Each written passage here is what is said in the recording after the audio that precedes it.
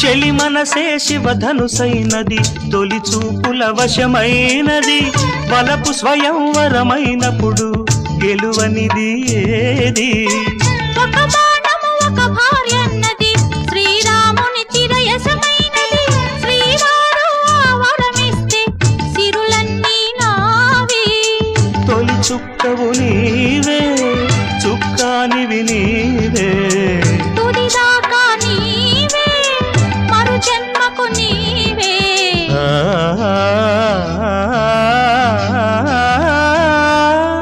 జానకి కలగనలేదు రాముని సతి కాగలనని ఏనాడు